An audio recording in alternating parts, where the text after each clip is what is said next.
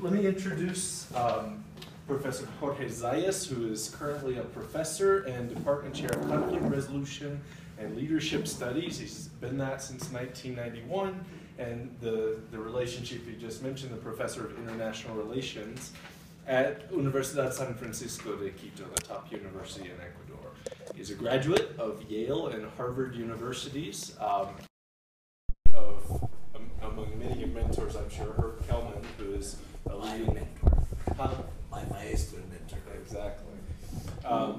He was a visiting scholar in conflict resolution at Harvard during the 1996-97 academic year, and then was appointed a permanent associate of the program for international conflict analysis and resolution at Harvard. So this is in my neighborhood, and we have seen some of the same folks around. He was Dean of Academic Development at Universidad San Francisco de Quito from 1998 to 2004, and has lectured and given workshops all over the place, including Colombia, Venezuela, Mexico, the US, and elsewhere. He's also been a practitioner, in addition to being an active scholar and a renowned teacher. So as a practitioner, he intervenes as an impartial third party or advisor to one or more of the parties in social, political, environmental, and other types of conflicts. He's carried out projects funded by a number of international agencies and written several books. The one that I have on my shelf is Barreras al Diálogo y al Consenso, Diagnóstico y Posibles Respuestas.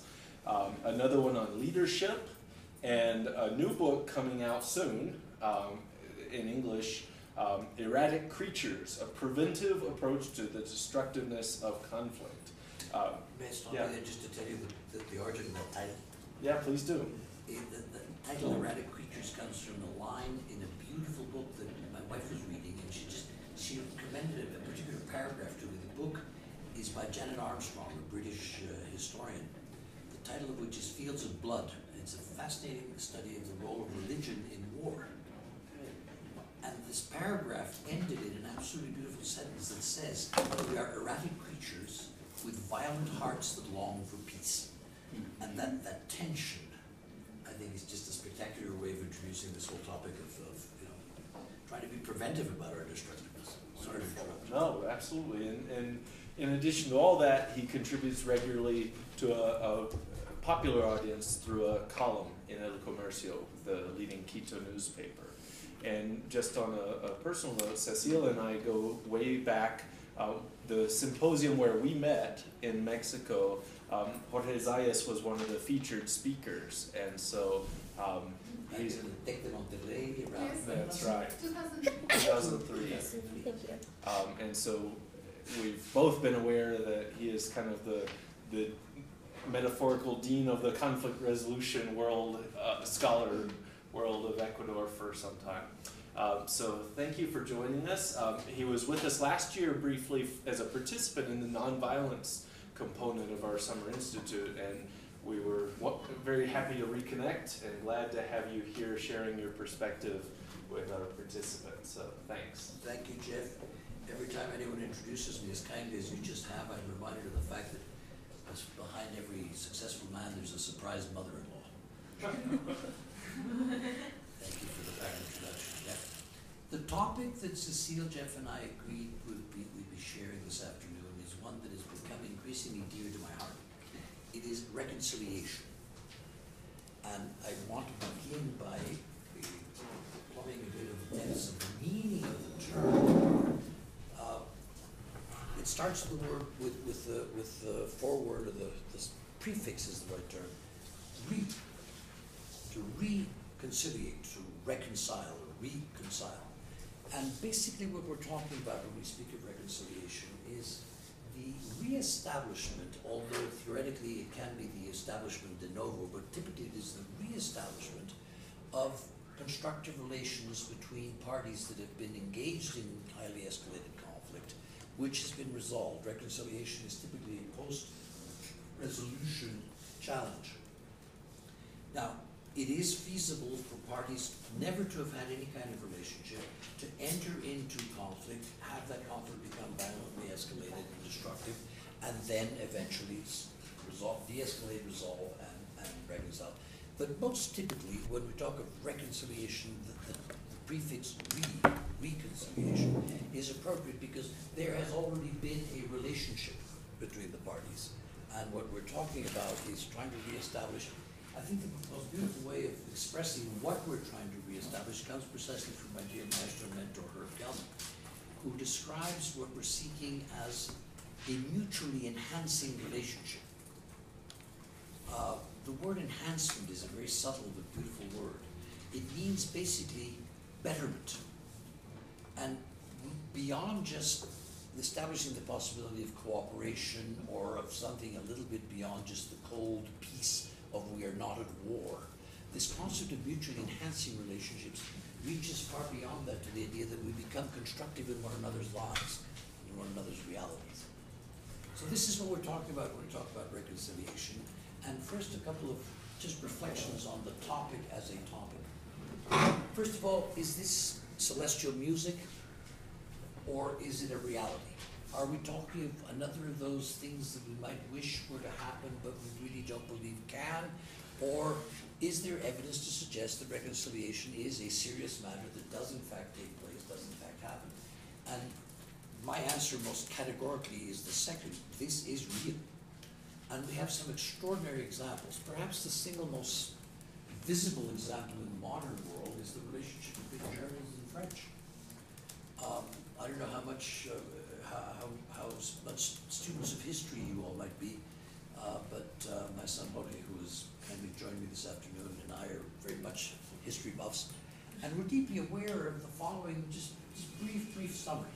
In 1871, the German coalition under the King of Prussia invades France, a long dispute over the territory that we know as Alsace-Lorraine.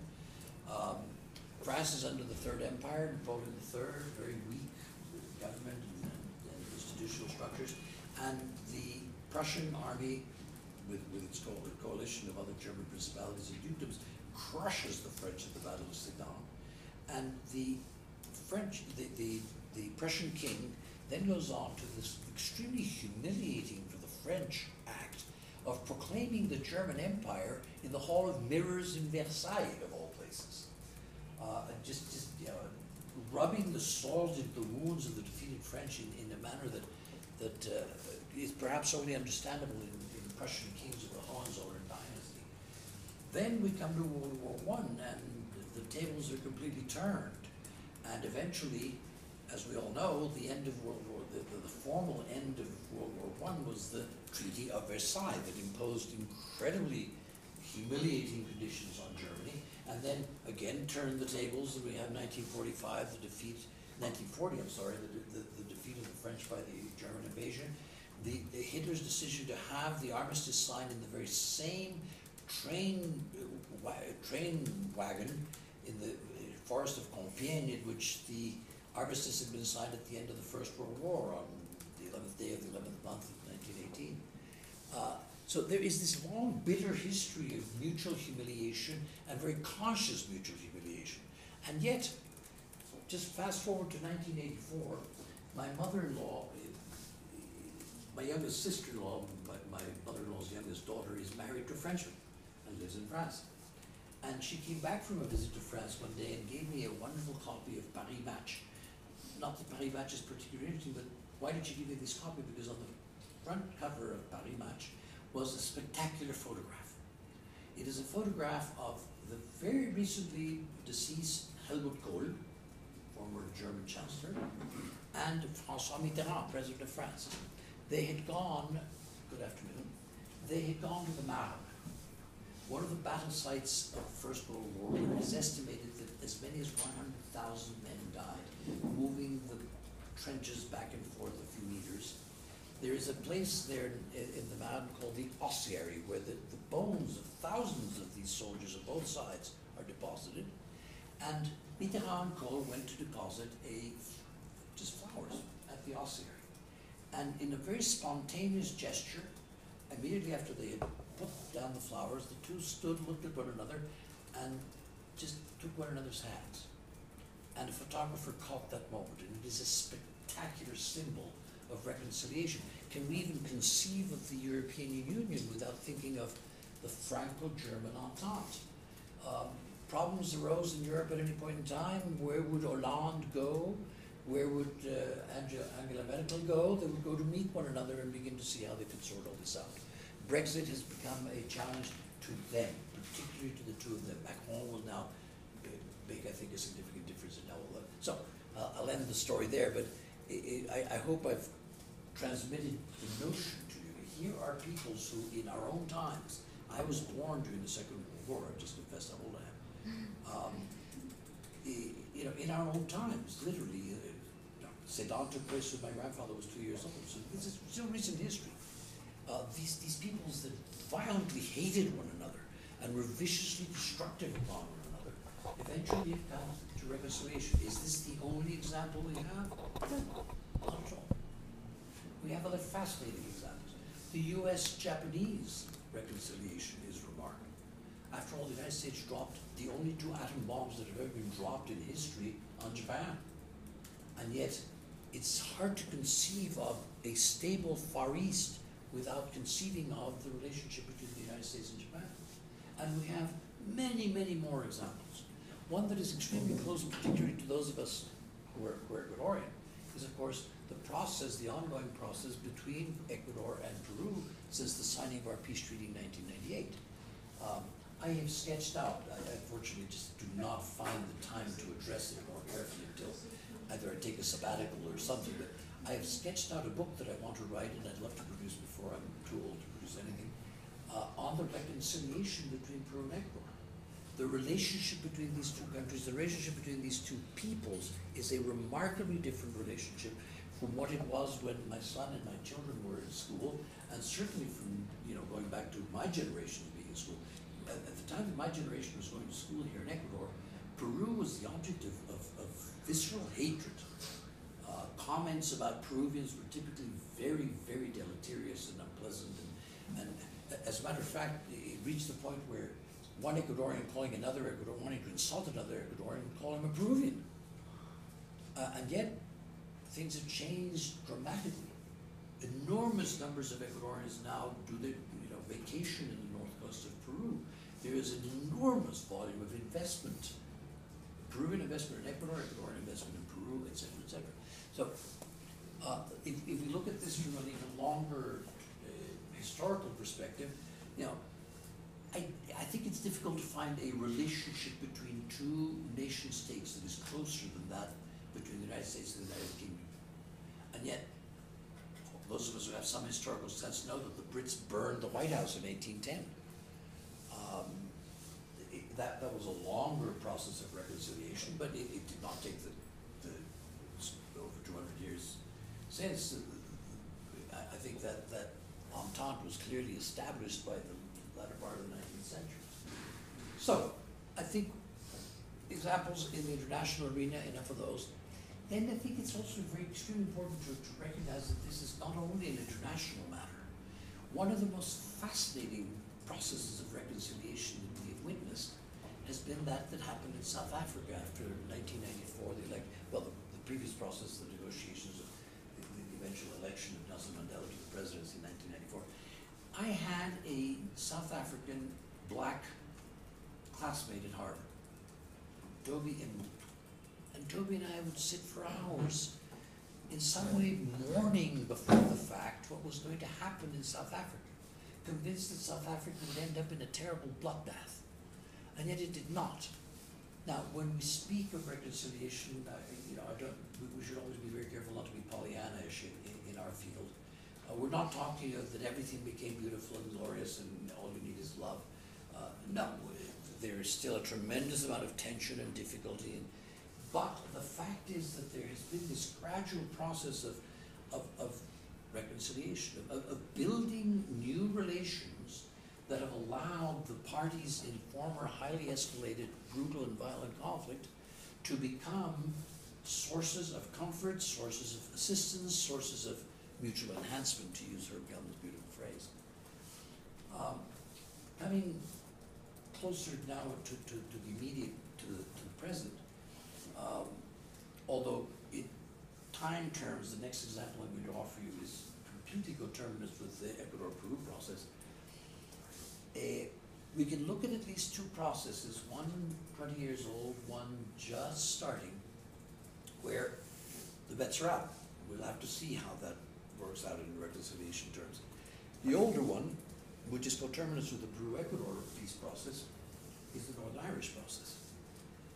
And I think when we look at Northern Ireland, it's perhaps it's easiest for us to appreciate the complexities of reconciliation and the essence of why and where reconciliation is fundamentally different from the de-escalation of escalated conflict that will lead to the negotiation of a peace accord. The essence of reconciliation comes precisely because the specific conflicts that were involved in and that led to the escalation and mutual destructiveness between the parties can reasonably have been settled. That 20-year-old case, the Northern Irish, and the most recent, which is the Colombian, that particularly convokes you, I understand, I'm sorry, Jessica, and of course convokes you who come from Colombia. These are two very interesting cases and worth very much looking at because the reconciliation process in Northern Ireland has been an extremely difficult and long process, and much more difficult than that in South Africa. And of course in Colombia, we're just starting to see whether beyond the signing of the accords, there will be a reconciliation process. So, I've offered examples, I've offered, I hope, sufficient illustrations for at least it's being plausible for one to state that no, this is not just celestial music. The reconciliation does in fact happen. I trust I've offered some reasonable examples. Interestingly, and this is my final sort of general comment before we begin to get more into the details of the logic and the theory, this is a fascinating new subfield within our overall field of conflict management and resolution. John Paul Lederach tells a very interesting anecdote in that regard. He describes it in the following way. He says in the 1960s, when he decided that he wanted to study conflict management, conflict resolution, peace studies, there were not, and I can attest to that from my own experience, there simply were not undergraduate programs that allowed you to study this. All of us who have entered the field in my generation, no longer in your generation, but in my generation, we all of us entered the field as migrants from some other field. And you know, John Paul tells the story of having looked and looked and looked, and eventually was able to do what he wanted to do, and then went back to his Mennonite and created that spectacular program that he created there. But, he says, today, the field of conflict resolution, conflict management, peace studies is a completely recognized academic field, and here you have two brilliant young exponents thereof. Whereas reconciliation is in some ways in the same situation as conflict management and conflict resolution was in the 1960s. He describes it expressly as being in diapers.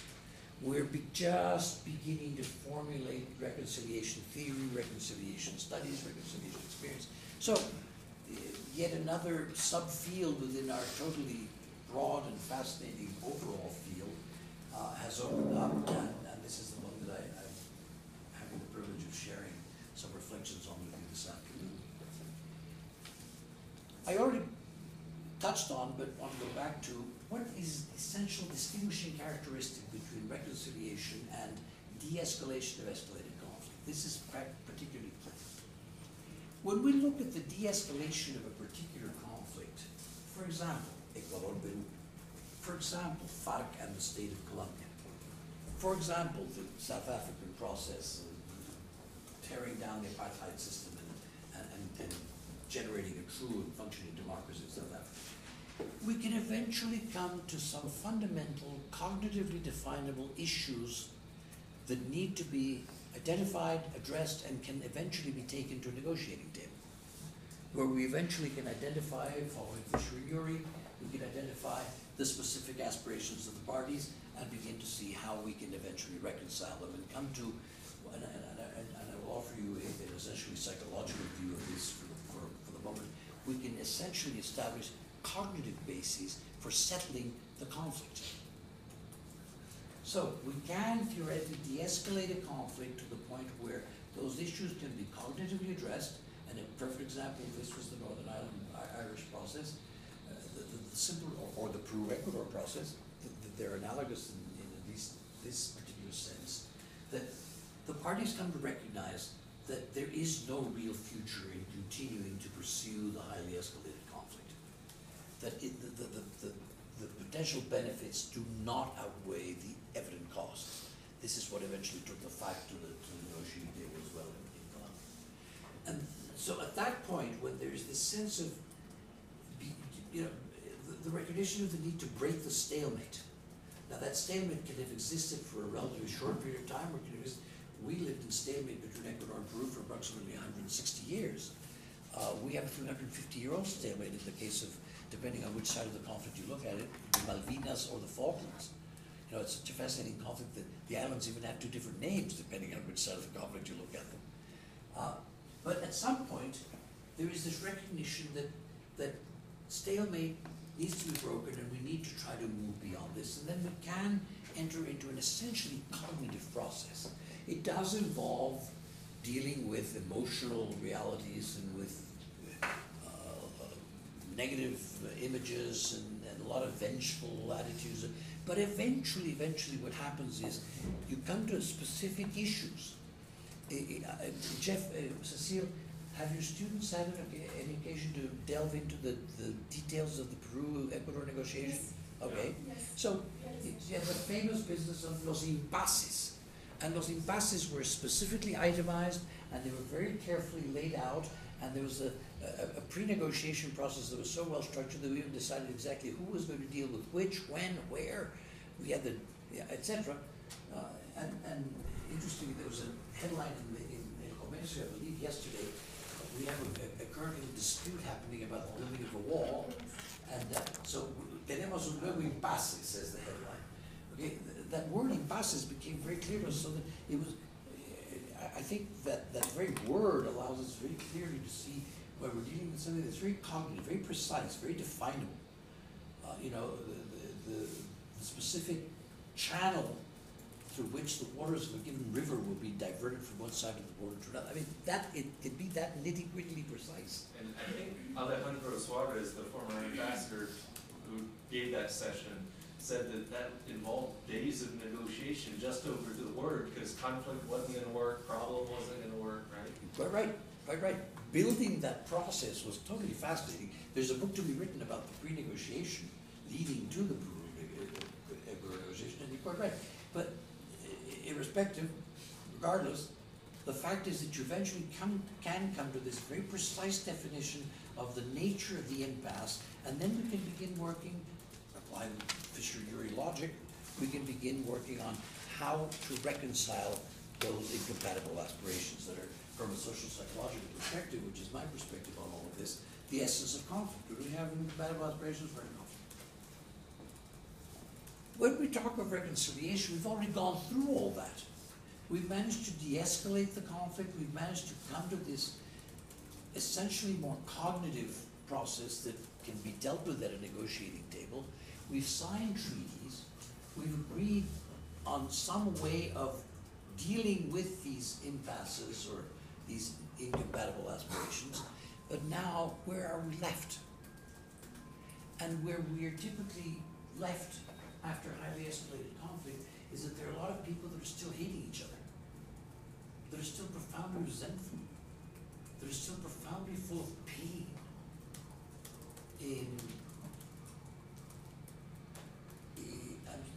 I'm so sorry. Yes, you. Jessica, I'm so sorry. I was going to call you Jennifer, but I was wrong. Jessica, in your contacts with Colombian friends, both in Canada and now here, and have you been to Colombia? Have you crossed the border? Well, I've been for about 2 minutes. Oh, okay. This weekend we crossed the Puente de Rumichaca. That does not count. But you've had occasion to talk with very many Colombians. Yes. And I have no doubt that amongst the persons with whom you've been talking, and I have no doubt that if we ask you about your own experience, we will find people who are profoundly resentful of or are profoundly resentful of the paramilitary, or are profoundly resentful of los helenos, or, you know, but there's this tremendous accumulation of resentment and pain, and so this is a fundamentally different thing to try to deal with. How do you negotiate pain? How do you negotiate resentment? And the answer is they're not negotiable. We have to view this in a fundamentally different way. One of the greats in our field is a man named Harold Saunders. As opposed to the vast majority of us who are scholar practitioners, and I am a scholar practitioner, Harold Saunders is a practitioner who became a scholar. He was a US diplomat. He spent most of his career in the Middle East. He eventually became Undersecretary of State for Middle Eastern Affairs and was the man who drafted the various drafts of the Camp David Agreement. And once he retired from the State Department, he became a really, really remarkable scholar with some remarkably interesting contributions to theory in our field. One of his most important contributions is the concept of pre-negotiation. He wrote a splendid piece, published in, if I recall correctly, originally in the early 80s, titled, "We Need a Broader Framework for Negotiation, pre-negotiation phases." And he opened up this whole new vista for all of us, I think, in the idea that we do need to generate conditions that will allow for negotiation to take place. And Hal Saunders' most classic phrase is the following: it is frequently more difficult to take parties in conflict to the negotiating table than to get them to be successful at the negotiating table. Okay, well, all of that centers on the issues, the specific issues. But now, when we come back to where I'm seeking to share thoughts with you, which is post-resolution, post-signing of the agreement, what you still have is a lot of very unhappy, very frustrated, very vengeful, blood in their eyes people. So this is what we're now talking about, and the conditions under which we talk of trying to help reconciliation to take place are conditions that are essentially different. I trust we can already see the fundamental difference between those conditions in which conflict is highly escalated, and we're not trying to de-escalate it just to get them to the negotiating table. Hal Saunders is absolutely right. That is an extremely difficult thing to do. Many of us have attempted to do it in many different contexts. Many of us are practitioners and have failed, and have situations where conflicts continue to be highly escalated and nobody wants to even hear the other. But yeah, we have this other situation now where theoretically peace has arrived. And I think one of the interesting ways of looking at this difference is to remember a wonderful Churchill anecdote. Pearl Harbor, December 7, 1941, the Japanese bomb Pearl Harbor. The United States declares war on Japan and the Axis. And Prime Minister Churchill crosses the Atlantic and spends Christmas with President Roosevelt in the White House. And on his way back to Great Britain, to the United Kingdom, he stops off in your country. I was going to say Jennifer again. I'm so sorry. Jessica, I deeply apologize. Old age is a terrible condition. Jessica, he stops off in Canada, and a newsman comes running up to him and says, "Prime Minister, is the war over?" And Churchill's reply is classic and extremely important. His answer was, "No, the war's not over. This is not the end. This is not even the beginning of the end. It may be the end of the beginning." And I think this is an important way of looking at reconciliation. The peace accord, the treaty that is signed, the whole ceremony of Timoshenko and Juan Manuel Santos, and now more recently the rifle turned into a spade and bathed in gold. All of that is important. But by no means wish to suggest that it has no importance. It has enormous importance. But it may be the end of the beginning. And it can come unraveled, as we have seen in certain occasions. There were a couple of attempts to take Northern Ireland right back into the worst furies of the pre-Good Friday Agreement in the early parts of this new century. So what we're faced with is this fascinating challenge. People who have said, okay, we no longer have issues with each other, and yet we still do have issues with each other because I'm hurt, because I've been humiliated, because I have suffered violence, because my father was killed, because my mother was bombed to death, that are very deep and legitimate emotional realities that we're attempting to deal with now so that we can eventually move beyond that into the creation of this mutually enhancing relationship between parties that at one point had been in that situation of killing one another, bombing one another, etc. So that is what we're basically talking about. And clearly the subject is extremely large, and so what is, I think, under the obligation to do when one accepts an invitation like the kind invitation that Cecile and Jeff extended to me to deal with this particular topic is try to focus on certain key aspects of all of this that can, you know, with no pretense of reaching the point where now you're now experts on reconciliation. No, just starting a conversation is how I would like to view it. Starting a conversation around certain of the key issues that reconciliation raises. And the first that I'm going to address with you is the issue of forgiveness. One of the very notable contributors to actual work in the field of reconciliation is Desmond Tutu. I trust we're all familiar with who Desmond Tutu is, but in case you might not be, he was because he's now emeritus, the Anglican Archbishop of Johannesburg and an extremely close confidant and friend of Nelson Mandela's. And Desmond Tutu published a book in 1999 that I submit to your attention. It's worth reading. It's very well written. The title of the book is No Future Without Forgiveness. I don't know, obviously I don't know, what different kinds of experiences you have had in your upbringing, but let me bring you into a brief sharing of the podium here. How many of us remember having been told, you must forgive? Please, let's raise our hands. Okay, apparently we have some exceptions, but a lot of us have been subjected to this, you must forgive. Or the other side of that, say you're sorry. Right? And so eventually we came around and said, I'm sorry. Really sincere. As sincere as variation on this, you've done something wrong, you recognize you shouldn't have done it or said or not done whatever, and your conscience finally grabs you and says you should say you're sorry.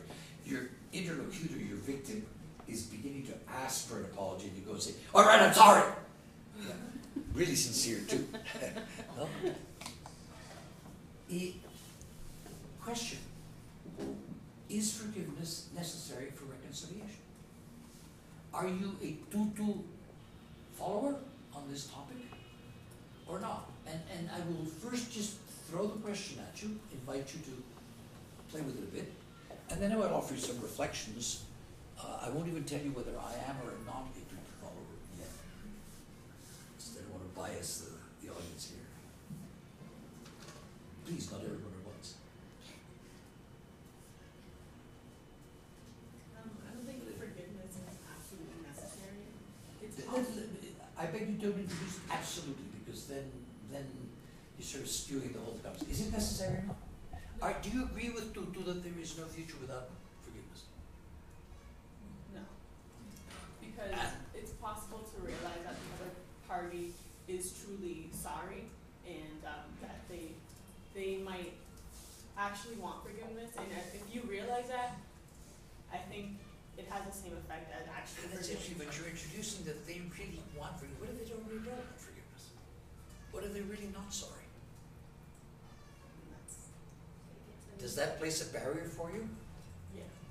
Okay, so forgiveness is relevant, at least in terms of it's being asked for. Maybe not in it's being granted, but at least it's being asked for. So you sort of do agree with Tutu in the final analysis. Anyone else want to join this fray? I'm sorry, I don't remember your names. Ian. Ian. Yes. I would argue that reconciliation is imperative. Imperative. Yeah. Can you give, I don't mean to polemize with you, just I'm interested in help me understand why you consider it imperative. Well, I don't know. I think of, at least in the case of a reconciliation, whether it be some kind of commission or some kind of truth-telling element, there's really almost four different types of truths that can come out of it. You're going to start, I think, coming away from why you think it's imperative. So I forgive me if I stop, but you're going afield there with the four kinds of truths. Why is it imperative? Any one of those four without even detailing them. Well, I'm trying to put the words Fair together. enough. Yeah. If you like, we can come back to you, or can you put them together quickly? I don't mean to pressure you. I think the recognition of the humanness of the other side. I know that's like, but I Okay, think that's that I could certainly agree with, but why is forgiveness relevant to that? Forgive me if I comment here, Yeah. but I think that one of the things that is coming alive in how you need to think it through is precisely that perhaps we've generated a sort of paradigm here that says forgiveness is necessary, and it's a paradigm that goes way before Desmond Tutu. We have fallen into thinking, and this is where I will introduce a new author to you. I don't know if any of you is familiar with a man named Everett Worthington. Everett Worthington is a remarkably important thinker in our field. He is a psychologist who introduced a new concept, a really fascinating new concept into social psychology. The concept is unforgiveness. And what Everett Worthington has helped us to understand is that when you, not at the extreme of having forgiven someone, at the other extreme, you're in unforgiveness. You do not forgive. So you're wanting revenge, you're wanting retaliation. But what Worthington has helped us to understand, and I will now share with you, is that this is not a binary system. You're either in unforgiveness or forgiveness. What forgiveness has accomplished for us over a great length of time, and we have come to believe, this is the paradigm that I think we may be trapped in, what forgiveness has come to mean for us is the opposite of unforgiveness. And so if we want to get away from being unforgiving and being vengeful and being etc., we have bought the idea that the only other option is to forgive. And what Worthington points out is that this is not valid. So what I want to suggest to you first is this important recognition of Worthington's part, and then work through more in greater detail what Worthington gets at, starting from this beautiful concept of unforgiveness. Just a brief parenthesis on paradigms. Just a quick question. When we speak, I ask you to stay out of this because you and I have talked about this already. When we speak of the relative motion between the Earth and the Sun, which do we describe as moving? The Earth. No, we don't. We say the sun set, the sun rose. We still speak in pre-Galileo terms. That is how little we humans challenge paradigms. And I strongly urge you to become as willing to challenge paradigms. Doesn't mean break them, doesn't mean tear them apart, but yes, challenge them. Ask ourselves, is this a valid paradigm or not? And this is what I think Everett Worthington has done on this whole forgiveness issue. He has led us to challenge the binary nature of the unforgiveness-forgiveness paradigm. And just to explain that further, he suggests the following. What forgiveness and or the other options that I will get into in a minute eventually does for us is it restores a sense of balance.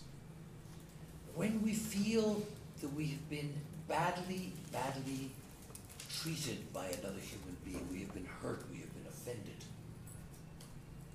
that perpetrator is somehow placed in a position superior to ours, whichever of these means, including the possibility of, okay, I forgive you, but only as one and not the only necessary condition, we can eventually restore this balance, and the conditions are then there for the possibility of establishing that mutually enhancing relationship that is the essence of reconciliation. So, first issue. Jeff, do we take a break at some point? Yeah, we can. Would you like to schedule? Halfway through, so whenever you get to a point, a natural point, we can take it, since we started around 2-ish, go till 3:15-ish is a natural point, That sounds good. which is in about 10 minutes, so good. I by no means would submit that we've exhausted the topic. I just, as I said earlier, all I'm interested in doing is just starting a conversation amongst, perhaps not even with me, but amongst yourselves and with yourself regarding where you stand on this, because it's very, very critical. Why is it critical?